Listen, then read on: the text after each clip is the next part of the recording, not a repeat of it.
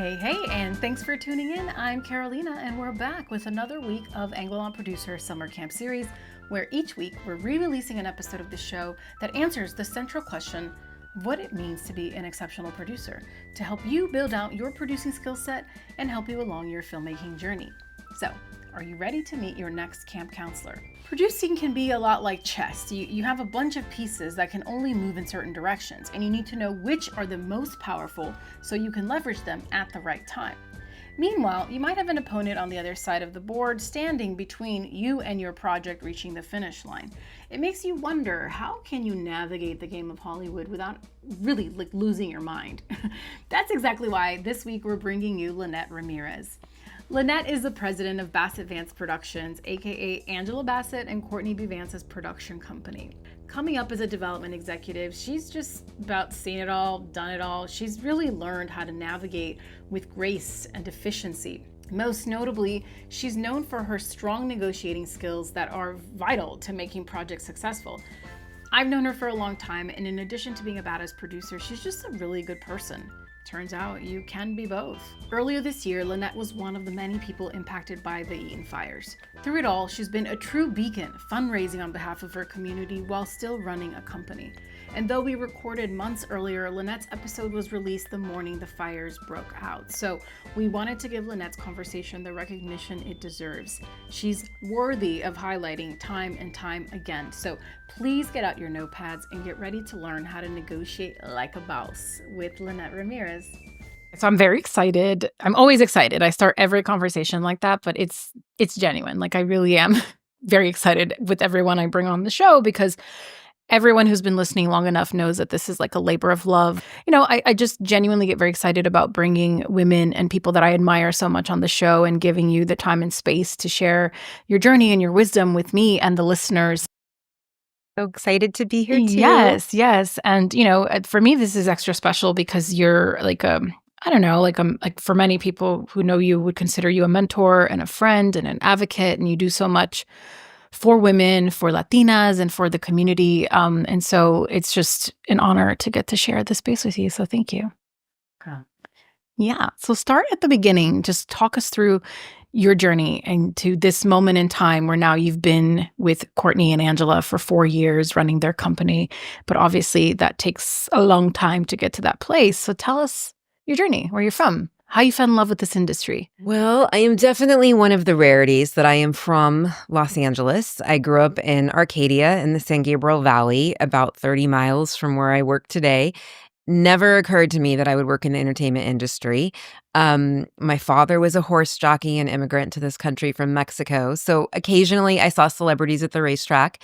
So I knew Hollywood happened around me, but I did not have my own ambition. I was an oldest child, a little bit quiet, so I loved reading. My grandmother was always upset I wasn't outside playing more and was like, "You're lazy." But what was amazing was that through reading, I think storytelling just really became my passion. And I wanted to go work in the publishing industry. I wanted to go to New York. I wanted to be the people I saw on television stomping around Manhattan. And then I got a scholarship to go to LMU based on leadership. And that my parents convinced me, you're going to go to grad school. You can go back east, because that's where I wanted to go. And I was accepted everywhere. But I took the scholarship, a merit-based scholarship, and stayed in Los Angeles and got to keep my little beater car. And that was the real selling point. And I took a film class. And my first film class started with Singing in the Rain and ended with Boys in the Hood and everything marvelous in between. And I said, this is what I want to do.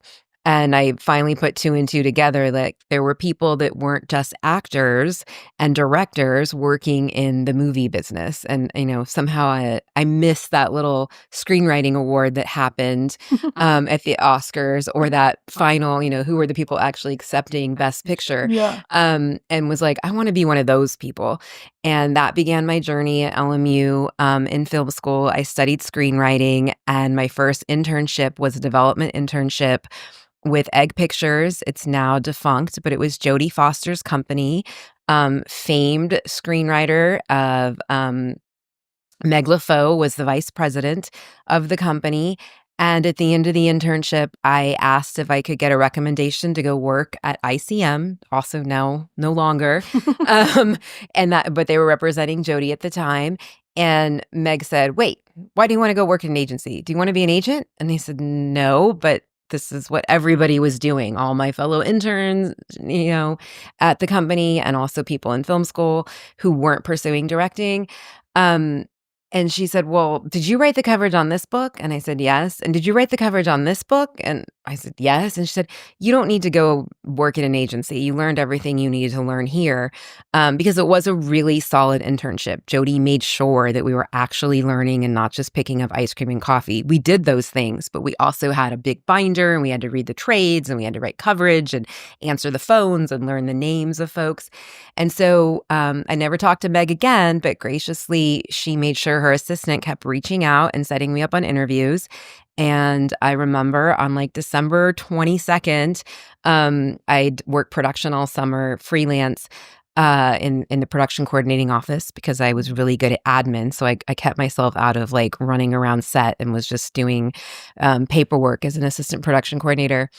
Sean Connery's company hired me to be a second assistant. And so began my development career in the big feature film world. And I thought that's just what happened. You went to film school and then suddenly you're answering calls from the partners at CAA and you're having lunch catered in and you're among like the A-list of Hollywood and you would just work your way up in that little realm. And that was not what my career was, but it was really magical to work for. At that point, he was already an icon. And, box office was super important and what people got paid was super important. And he was definitely in like the top 1%. So I got to see this like bird's eye view of A-list Hollywood.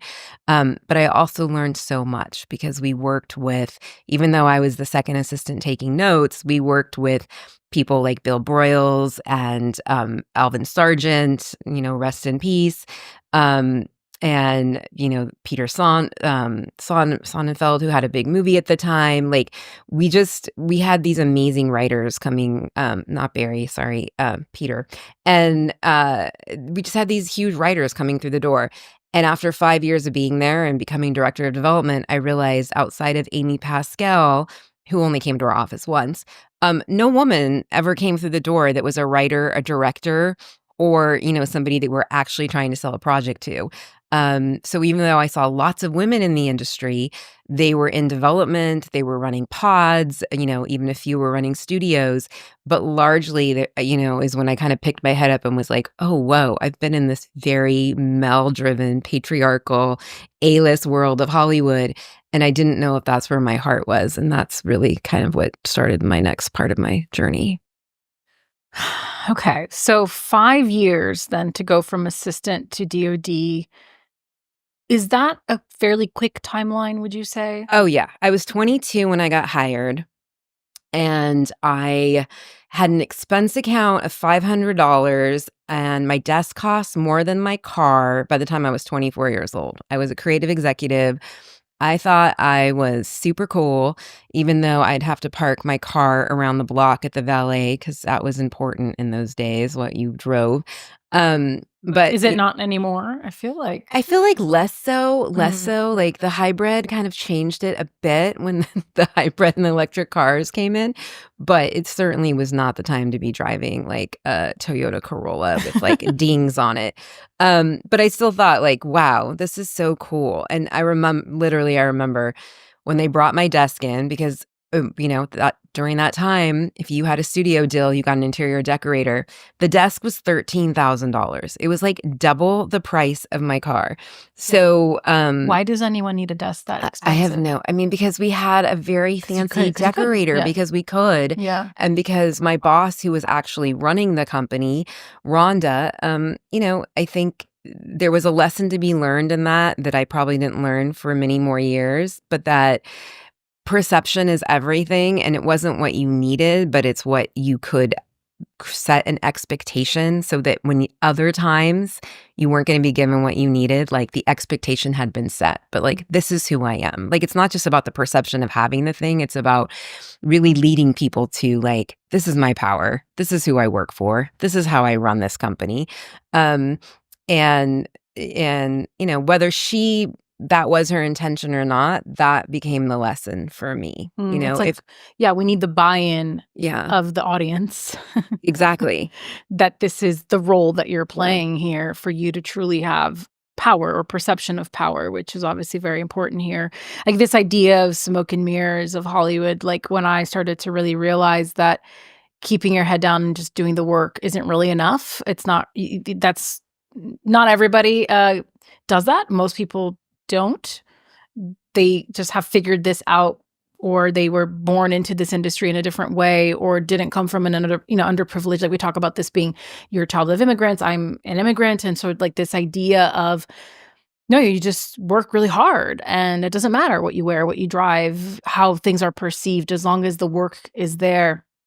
And that is true, I think, to an extent, but unfortunately doesn't seem to account for a huge percentage of the whole, I certainly have had that realization more recently, and we've talked about off mic about this and how important that is. So when you figured that out for yourself, what were the sort of changes that you started to make perhaps in your lifestyle or how you showed up in the world to denote, again, to the world that is seeing that one dimension of who you were and who you were grooming yourself rather to become? I mean, when you know better doesn't always mean you do better. So it took me a lot longer than that.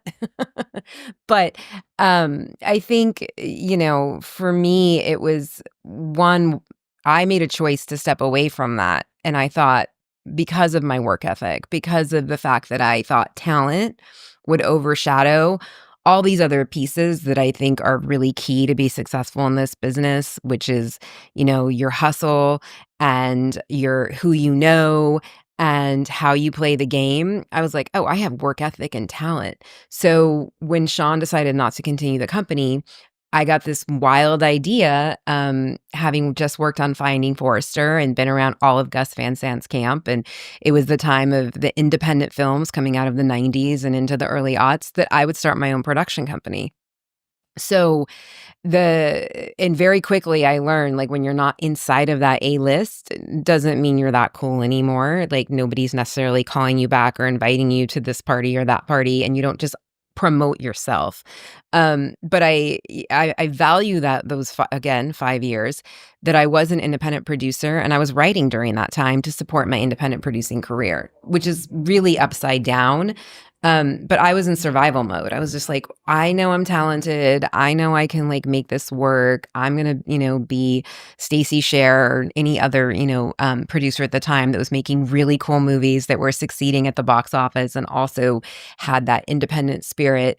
So I didn't learn the lesson quick enough.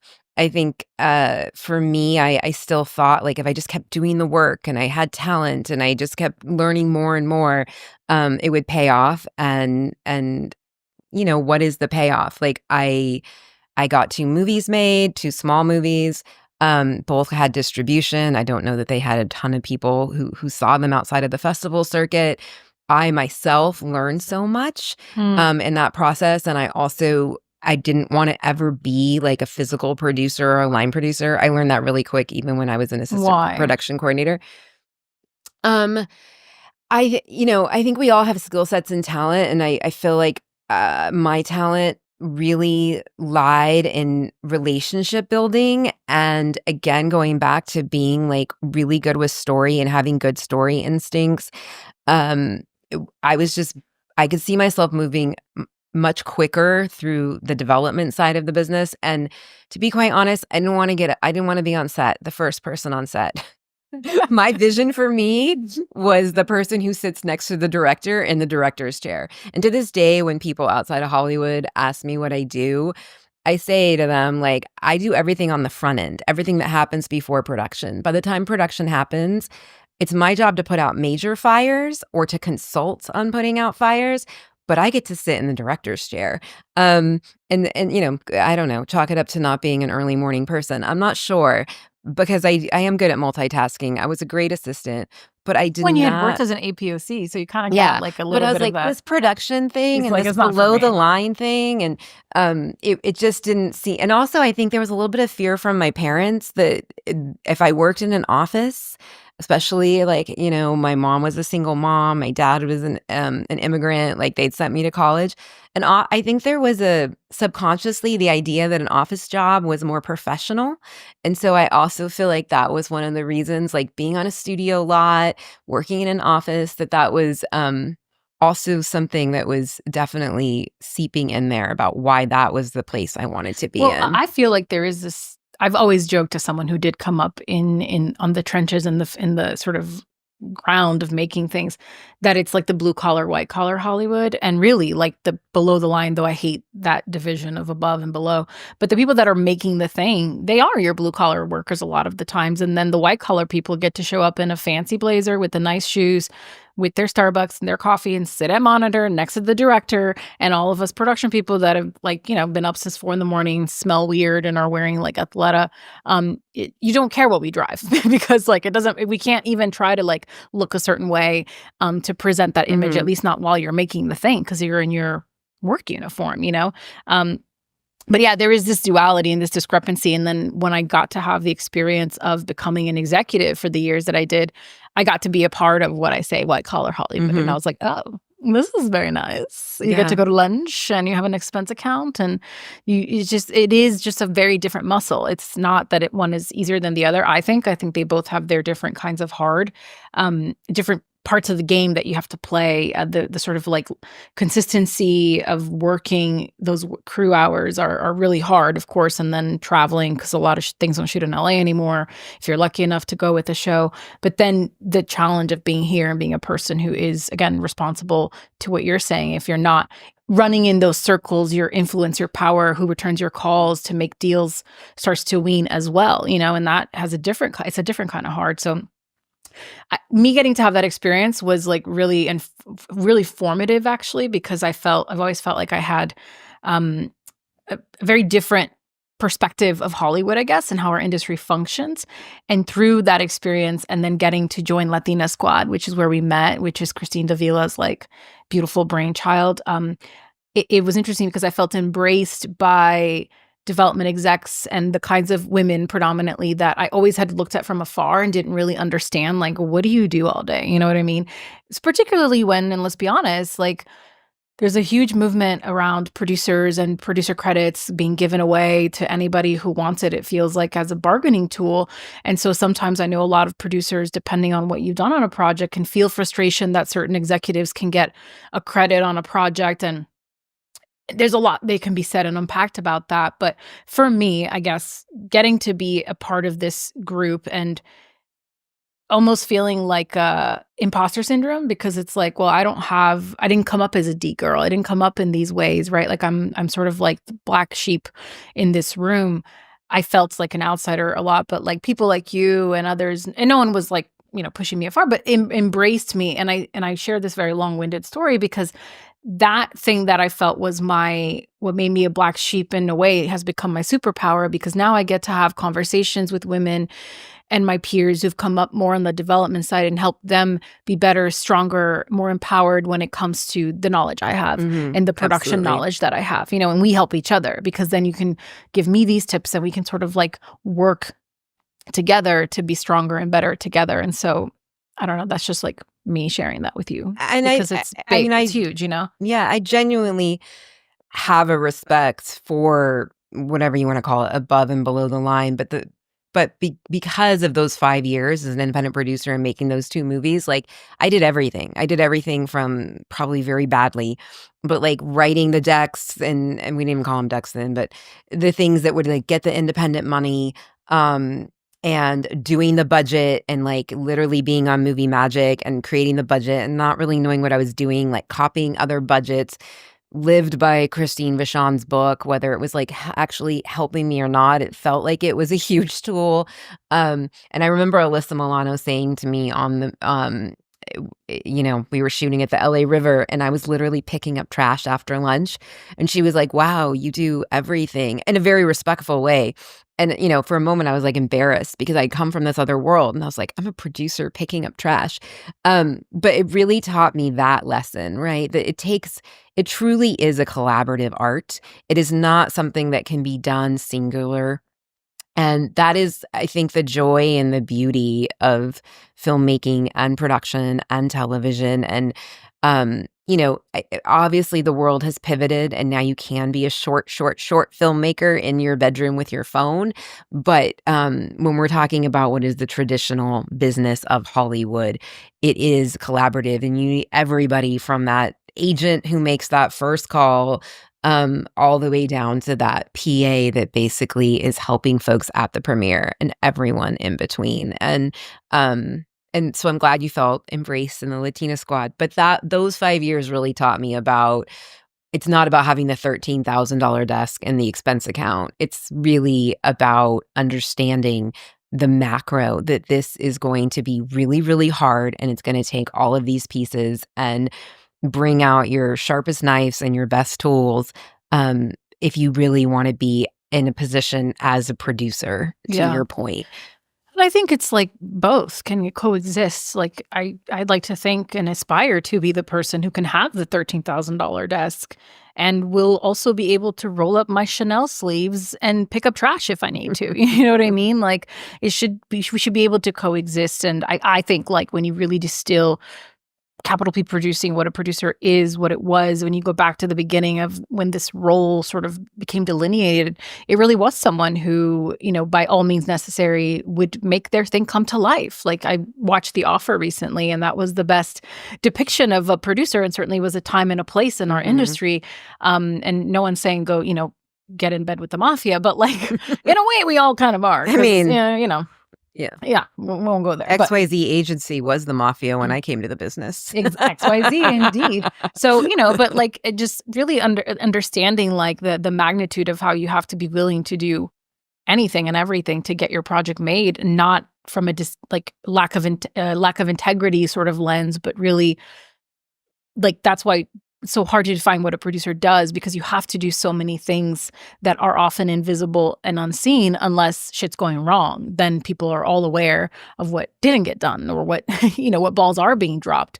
It's tremendous responsibility. And I think regardless of whether you've come at it from a physical lens and been on the ground doing that work, the financial responsibility you have to investors, to studios, to run that set, run that budget, or the development side, and again, the responsibility you have to talent and to the relationships that you've built, and to say to someone, I've got you, and then actually be able to got them and got their back, I think that's both of those things are equally important. And I long to live in a world, like my dream is like that we can all coexist and have a little more understanding and compassion for both of these lanes. Anyway, enough about me. Back to you. Okay, so then you had this experience for 5 years were these films that you had also written? No.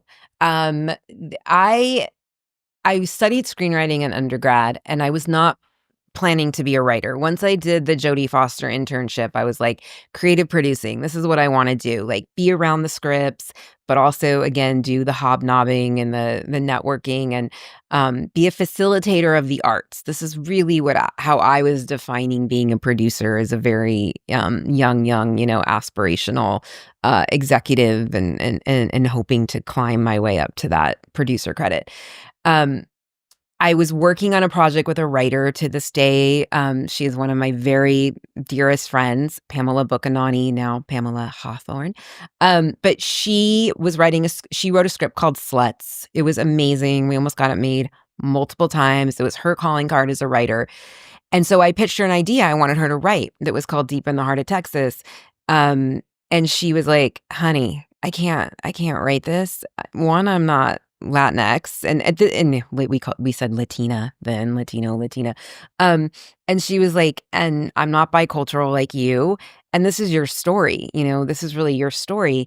And I was like, first of all, I don't have any time to write this, and panic, but I think also panic of like, I've just defined myself as this is what I want to do, and I didn't think I could define myself also as a writer.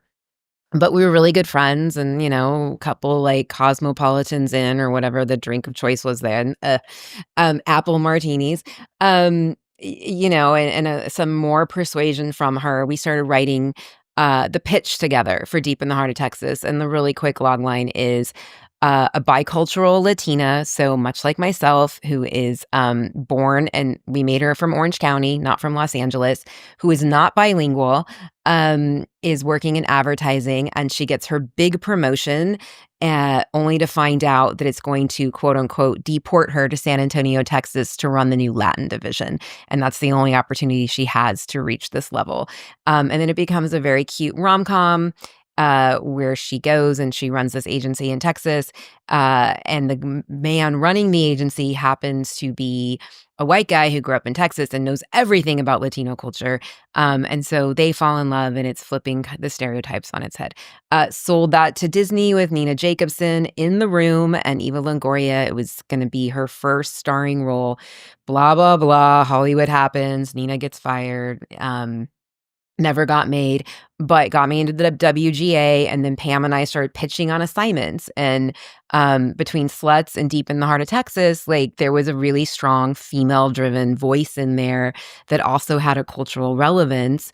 And so was working as a writer, was represented, but still was so defining myself as wanting to be a creative producer. So I was using the money from my writing, one, to get a better car, and two, to really support myself, because I wasn't making money producing these independent movies. I was paying to produce them. I was paying to go to the festivals. Like, there was no money left after the festival. I was paying for the festival applications.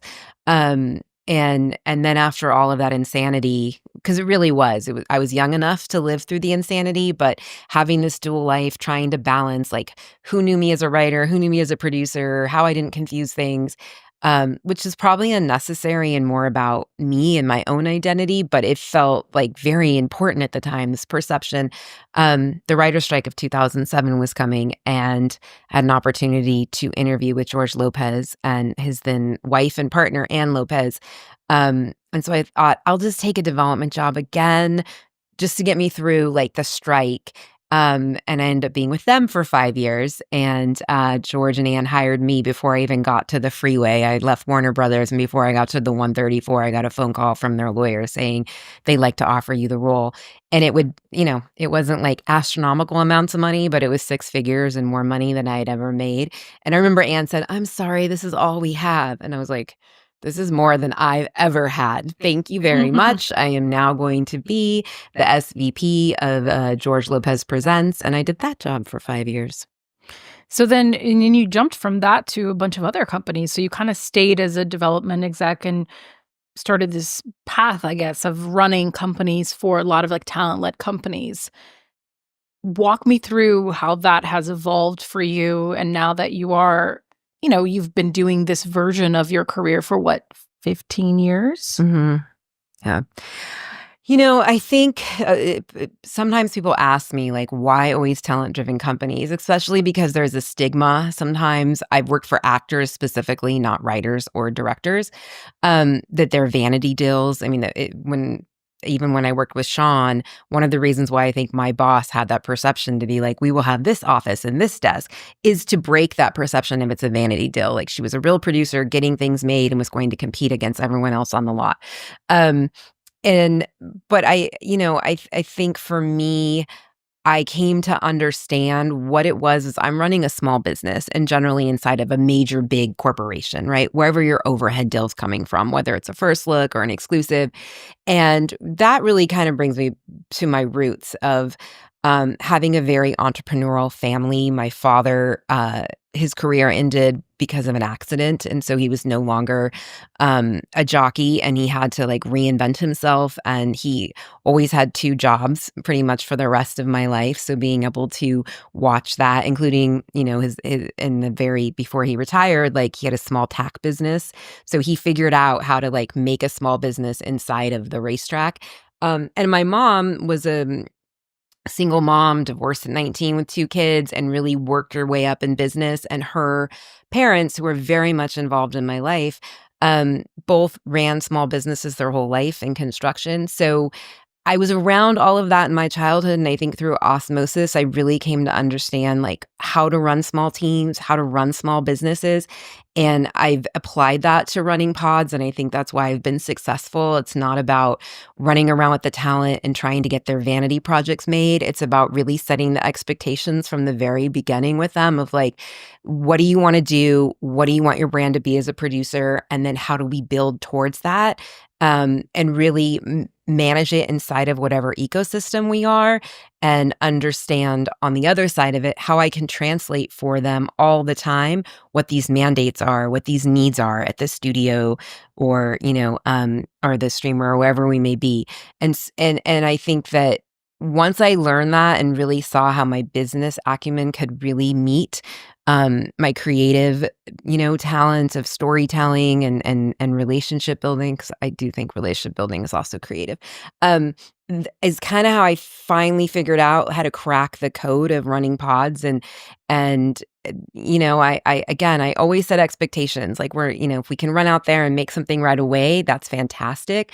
But we have to be respectful to your point of like, not everyone gets producer credits. Like we have to do this, not that we don't jump through, certain hoops, or not that we don't jump certain steps, but like we need to do this properly. Like we need to run this like a business. This isn't just about like, hey, I work for, Mr. So-and-so and like, what can you give me?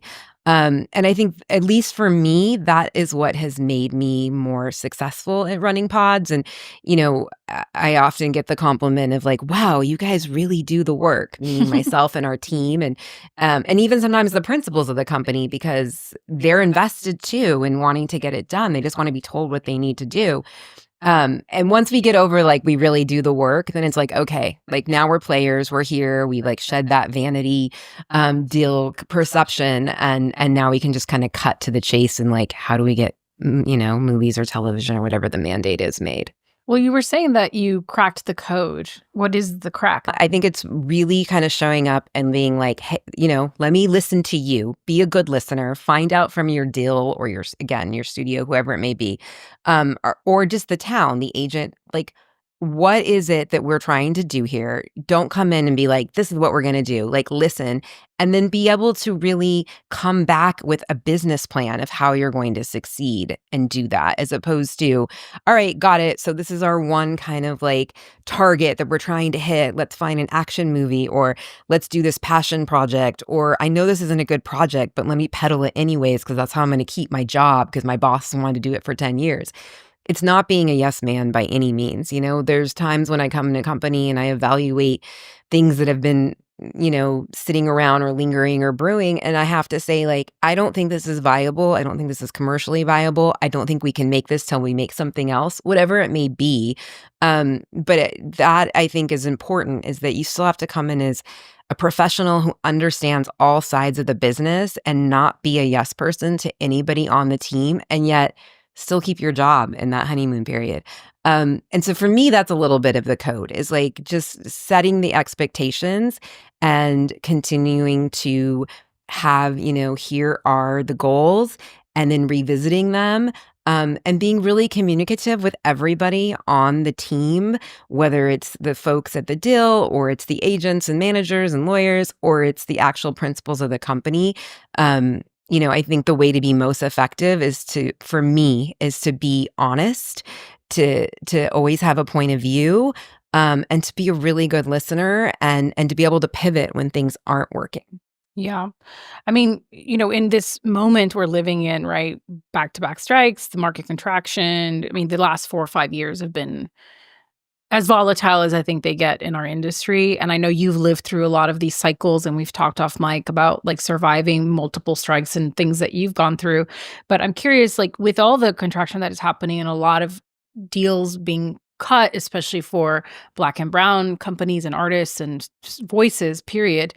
What is the differentiator, you think, for the few companies that have been able to like hold on and are still here? Well, I think part of it is, if you've hit a certain level, you're going to be able to weather everything. And so I'll use my bosses as an example. They're in the kind of a place where like they're a little bit above it, right? Like the minute the strike ended, they're both right back to work. So And I think there's a lot of folks, whether it's producers, writers, directors, that are like that. For everybody, and I'm just benefiting from that. I'm riding the coattails of that in this particular position I'm in. But I think for everyone else, like, yes, we always say do the work, but what does that mean? Like, what does do the work mean? And I think I always go back to, like, you have to remember, like, we are in the business of entertainment.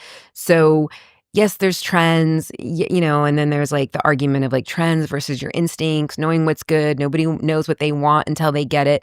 You have to balance all of that. You have to figure out what is in the middle of all of that. Like, how, and also not get, be able to survive financially. I mean, that's the bottom line. Like, can you survive financially, whether you're an assistant or whether you're a producer who's been doing this for 30 years? Because as we all know, producers get paid very last, especially in creative producing. If you're making a movie, you get some money on the day of principal photography. The world of development fees are largely gone, like very few people.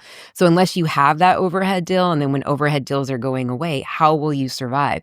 And so it's a constant balancing act of like, trust your instincts. You know what's good. You've maybe, been successful before, so you just have to do it again. But on the other side of it, you have to read the tea leaves. Like, what are they saying? They don't want to make, movie, whatever it is. Like, movies have to be, sub 30, or it has to be this genre. And you have to put all of that together and kind of create a recipe for yourself and a step process for yourself of like how you're going to get there. And when I say get there, I mean green lights, because that's ultimately when you're going to get paid. Absolutely. So given that, tell me a little bit about how you go about creating your own development slate, looking at the mandates, creating that recipe for yourself. How have you done that? And then, when projects come across that you don't fit that mandate, but there's something in it, maybe not for this time in the market, how do you fight for that, to your point, without like putting your job on the line? When you're starting a pod, which I've done several times over again now, you come up with like kind of your brand or your mission statement or your mandate inside the pod. But you have to know that that's just a way to start communicating to people generally what you're looking for, but to be flexible and to pivot, because I like to tell my team, and we talk about in our company, first and foremost, we're in the business of entertainment and we want to be excellent. And the excellence for us, we can speak to because our bosses have been excellent for, decade after decade. So it feels like very much inherent to our brand, but that's really, always where I start. Like, I'm looking for, it doesn't mean that you're not a brand new writer or you're not a seasoned writer, but like when I read something, I want it to be excellent and I want to be moved. And if it doesn't fit in our quote unquote mandate, it's like, okay, well, that's only one story they have. How can we like still play the mid to long term game with this person to get to work with them, because I'm invested in them, whatever it is, their voice, their talent, their, words on the page. And so how I really, to answer the question is like, I start with writers. That's where I start. And that's really how I look for projects. Like I studied screenwriting. I still think like the beginning of building a company for me is I start with doing as many general meetings with writers. And then the second part of your question about, when you see a project that you're like, this doesn't fit the mandate, but I love it.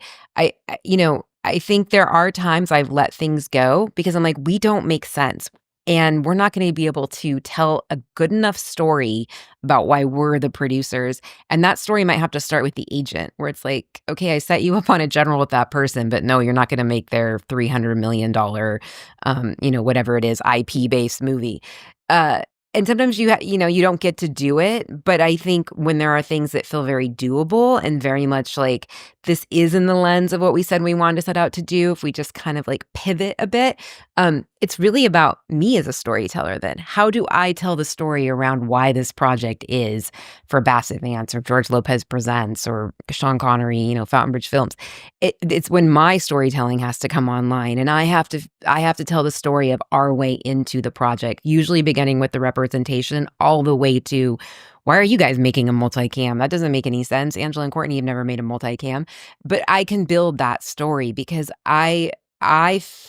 personally always respond to stories that at the heart of it, everyone says, oh, universal. But I think like really celebrate like identity and the underdog. And so those are generally the projects that I'm like, oh, if that DNA is in there, I can tell the story for any place that I work because I'm gravitating towards places that also tell those stories already. Right, right.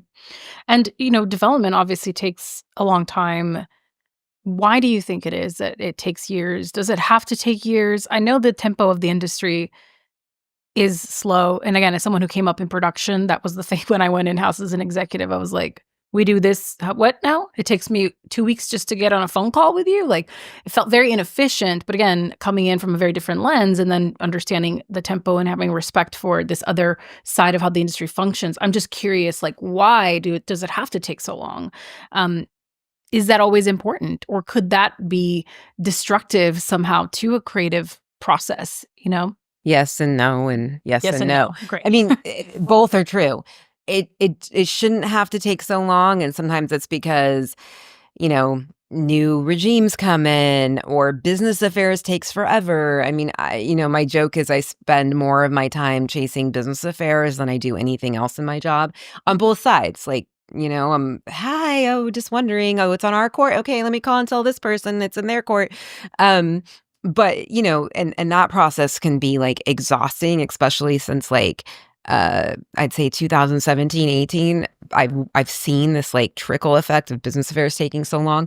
So sometimes to close a deal is 9 months. You're already like almost a year into from when you hear a pitch to when you even get to sit with the writer or the creator. On the other side of it, I do think you get better work. I mean, writing is rewriting, and sometimes it is necessary to have all of these drafts. We've shed kind of bringing on other writers because of the contraction in the business. But, there was a time when it was like you sometimes needed 3 writers to get the story whole, to get to a green light with features. And that is part of the creative process. People write books for years and years and years, and they have editors before it ever goes, out to you in your hard copy or your paperback or whatever it may be. I mean, writing is rewriting, and I think storytelling is a complicated math problem, and you're always trying to figure out, like, is this the right equation? Is this working out? Is this the answer? So that's why I say both are true. Like, sometimes the creative process really needs that, and other times it is all of the shenanigans of the business from, this president got replaced and this business affairs person, somehow lost their homework for 3 months and whatever it may be. And you just have to, or, and you also sometimes just lose projects in the midst of it because of personal reasons. People, there's all these complicated kind of stories around why things do or don't move forward. But I do think some of the creative process is necessary. That's why I think Pixar, makes movies that make the zillions of dollars that they do, because they work story for 3 and 4 and 5 years at a time. Yeah, and I also think that the volume at which people at your level or anyone who comes up on the development side has to hold information on their brain at any given time is truly impressive, because to your point, like it is a math problem, but you have to know like what equation you're even solving for, right? Is almost, I think, the way to look at it. And so to have you even to know, okay, who would be, this is missing this ingredient. It is saffron, and I got to go find saffron, right? To know that that's what you need to make the dish work, I think requires so much of that, the volume. I mean, we were just talking about, like, I'm so impressed and overwhelmed for development executives on how much they have to read and know about, and it's never ending. It's never ending, it just the volume, and especially nowadays. And then there's just the reading, and then there's the watching, and like whether it's your projects or client projects or not client projects, but like people that you're looking to collaborate with, it's just truly like overwhelming. How do you hold all these things in a balance, right? And still find time and space for yourself and your life? I mean, I don't believe in balance anymore. I mean, I don't. I think like it's a story in a goal that I've been telling myself probably since I was like in high school, because I had to do every single activity and every single extracurricular and be in every yearbook picture. So I don't really believe in balance. I think there are times when you have to step away, whether it's because you just need more personal time, you need to nourish yourself, whether it's a vacation or just more time with your family. It's always going up and down. Sometimes it's, if you're in production, like, no way, like, this is it. There is no balance. You're just going to be living and breathing this movie or this series during this time. And people around you who love you come to understand that, or they don't. I mean, it's a very demanding business. But I do think, in order to be productive, there has to be some kind of like, gauge on self-care. And so figuring out what those small things are you can do. So, for me, it's like, I am not I've already mentioned the morning thing. I'm not an early office person. Like, traffic is horrible. It would be a waste of my time to try and get in. And so I take a little bit more time in the morning, whether it's like walking my dogs and drinking my coffee, and I'm still thinking about work. I'm still sometimes working those story problems, but I don't kill myself to be at the office or take a meeting unless it's absolutely necessary, which has been my life for the past 6 months, like before 10 a.m. And then because that's the way it's been for the last 6 months, I literally will do nothing over the holidays. Any movie I see, of course, in the back of my head, my brain is working, it's work, but it will be more out of like my own pleasure and my own joy. So, I just think like trying to achieve balance, if call me, let me know how that works, particularly as a woman in this business and as somebody who I don't see myself that way, but others see as a person of color. And I mean that very respectfully. It's like I go to work every day and I'm like, I'm part of Hollywood, but I do have to work sometimes harder because my last name is Ramirez. That's just the reality. So I don't think I even have the luxury to ever have balance as a woman and as somebody who, people identify as Latinx in this business. Yeah. Just take a moment for that. That's real. I mean, and I think it's that, we love what we do. And so I always say it's a lifestyle industry because it is all around you. If you live in LA, especially or in a market like ours, like you can't escape it. Even if you're trying to go walk your dog or go hiking, someone's talking about something that it's like you just literally, it's everywhere. And that can be suffocating at times or also very inspiring at times. It just depends on where you're at emotionally. I always say the best advice is leave LA every once in a while because life happens outside of our bubble. I do think we live in a bubble. You kind of have to do the work at the level that we do. But I think it's important to separate. Into your point, I don't think what I've learned is that the balance, I always thought it was going to be this like beautiful, perfectly split thing. And it's more of like daily, today it's like 17.3% over here and whatever the other percentage is over there. And it isn't like 50-50 and it isn't in the macro, it's actually in the micro of the daily. How do I find the balance? Like today, obviously my whole day is consumed by this podcast and I love getting to do it, but that's time I'm not with my son. That's time I'm not going to yoga and doing other things that are important to me, right? You have to just be okay with holding all of that into balance and kind of doing your best every day, as cheesy as that sounds. I think that's the secret, if there is one. Obviously, you are president of Bassett Vance Productions, and you have a few biopics like How Stella Got Her Groove Back. Like, how do you honor this in this world that we're in of like reboots and revamp everything? How do you honor original material while also finding an in to modern day audiences? Almost our entire slate is IP and not all biopics, but and it wasn't because the market was demanding IP. It's just, I think because and so many of us inside the company, even Courtney, like we're great lovers of books and we read books and then we're like, oh, this could be a movie or it could be visually told. And so that's a question we ask all the time. I mean, the trite is like, answer the why now, like why tell this story now? But it is where we start. Like, why is this still relevant? Like, why are we going to tell this story now? And then work backwards from there. We have a project I'll just speak about briefly called Marian Anderson that is about an opera singer who was the first Black performer to ever perform for an American president, was world renowned, an incredible story. One of the things we did when we were researching her life was we saw that as a woman, when she came back to the States, she got married. She didn't get married till she was in her 50s. And then she had an opportunity. She said she was going to retire and she had an opportunity to go sing at the Met And it became a struggle for her between her husband, who had waited all these years. He'd married someone else, and then, they ended up kind of reuniting and older, and he said he'd been in love with her that whole time.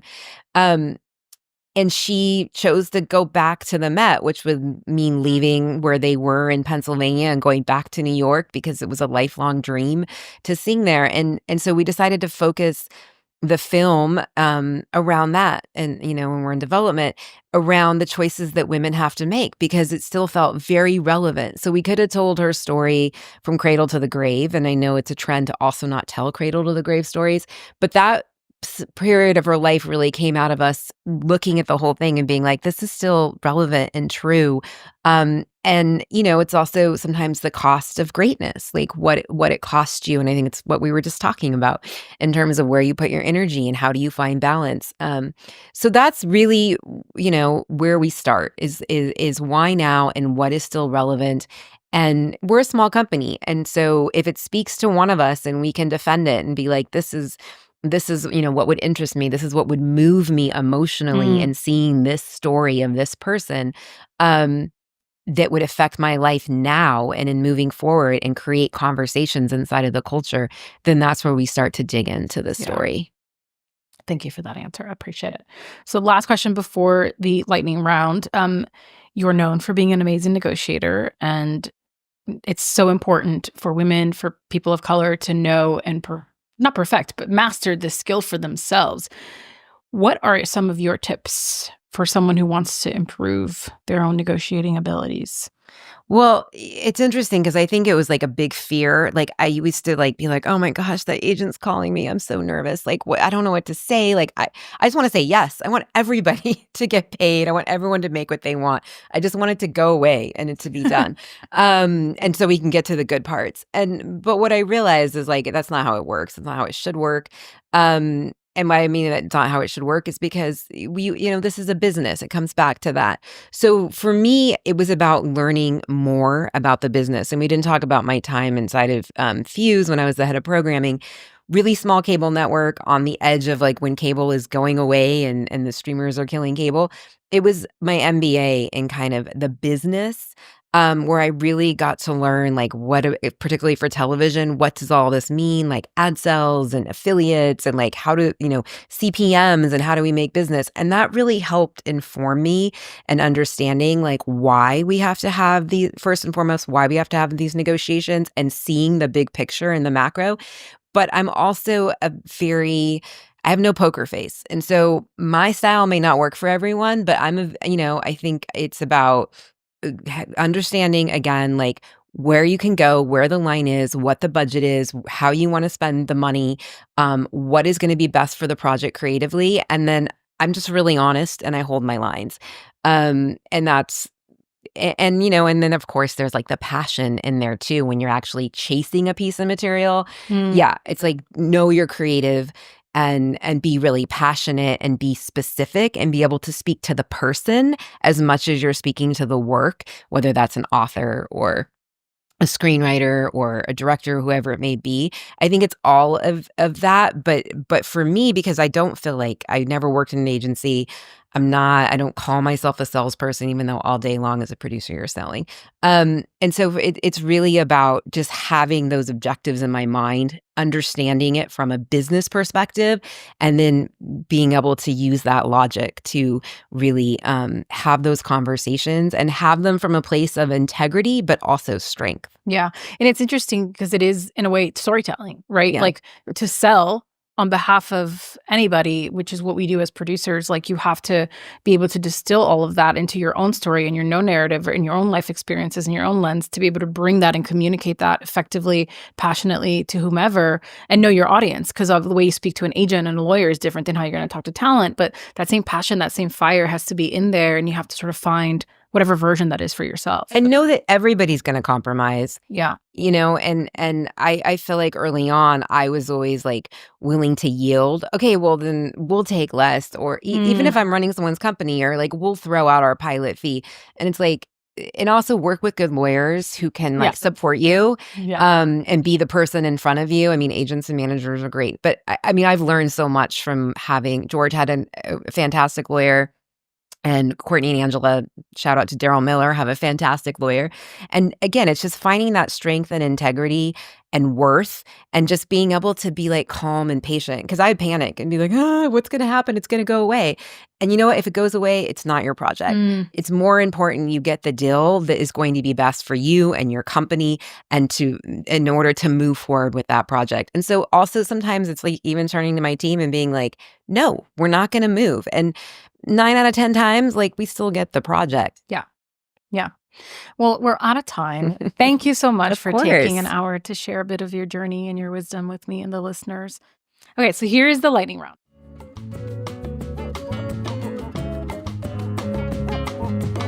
What is a song that teleports you to a happy place? Raise Your Glass by Pink, because I think all my friends were getting married when that song was out. And so it was when all the guys would leave the dance floor and it was just ladies' time. Love it. What is the latest piece of art that has moved you? A book, a show, anything? I have to say, I've been on the Amelia Perez bandwagon. That's what I saw most recently that moved me. So I'd love to say a book or something else, but I loved that movie. I'm just gonna stand behind it. Fill in the blank. When I'm overworked, blank helps ease the stress. Oh, I get my nails done for sure. It's like the one place where I can't be on my phone because they have my hands. And so that ends up being my happy place. Love it. What's one of the most worthwhile investments you've ever made? And it doesn't have to be financial. Oh, that one's tough. As hard as it is getting married, that is my best investment, because to have a partner who can, see you wholly for your good and your bad and challenge you and love you through those challenges, like that's a great investment. Mm-hmm. Sweet. Okay, last question. What is one failure that you wouldn't be here without? I went through 17 months of unemployment for the first time in my career after I left Fuse. And had I not gone through that, I would not have gone back to running pods. And I do think being a creative producer, not inside of a studio or a streamer, is exactly where I needed to be. And those are my superpowers, like sitting with writers and building projects. And so as difficult as those 17 months were, and I had not experienced it. And I know lots of folks go through that and are going through that now. And this was in 2017, so I can't blame contraction. But it really centered me and put me back where I'm supposed to be. Yeah. Well, thank you. This was lovely. Thank you. Amazing. Oh, there were so many more questions I didn't get to ask. That's okay, though. But it's okay. I was like...